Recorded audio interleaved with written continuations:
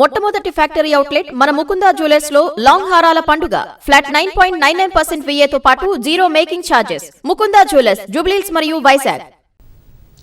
గిరిజన కళాశాల వసతి గృహాల్లో సమస్యలను ప్రభుత్వం పరిష్కరించాలని బీసీ సంక్షేమ సంఘం జాతీయ అధ్యక్షుడు, రాజ్యసభ సభ్యుడు ఆర్ కృష్ణయ్య డిమాండ్ చేశారు. మెస్ ఛార్జీలు, బిల్లులు విడుదల కాకపోవడంతో వార్డెన్లు అప్పుల పాలవుతున్నారని ఆందోళన వ్యక్తం చేశారు. ప్రతి కాలేజీ హాస్టల్కు గ్రేడ్ 1 వార్డెన్లను నియమించాలన్నారు. 100 మందికి పైగా విద్యార్థులు హాస్టల్స్లో ఉంటే వర్కర్ల సంఖ్య పెంచాలని కృష్ణయ్య డిమాండ్ చేశారు. హాస్టల్ మెయింటెనెన్స్ అనేది కత్తి మీద సాంపు లాంటిది.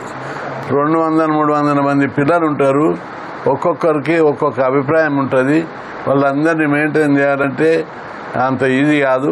అట్లాంటి హాస్టల్ల బిల్లులు 8 నెలల నుంచి కూరగాయలకు, మటన్కు, గుడ్లకు, మిస్లేనియస్ ఛార్జెస్, అనేకం పప్పు దినుసులు, నూనె దినుసులు, వీటన్నింటి యొక్క బడ్జెట్ ఇవ్వకపోవడం వల్ల హాస్టల్ల నిర్వహణ చాలా ఇబ్బందిగా తయారైంది.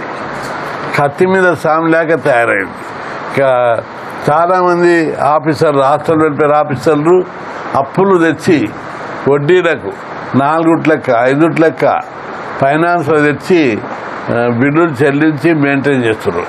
ఇక ఏమాత్రం కూడా ప్రభుత్వం జాప్యం చేస్తే హాస్టల్ నిర్వహణ అనేది హాస్టల్ను మూసివేసే పరిస్థితి ఏర్పడ్డది. హాస్టల్ను మూసివేసి తాళం చేతులు తెచ్చి ముఖ్యమంత్రి చేయికి అప్పచెప్తాం.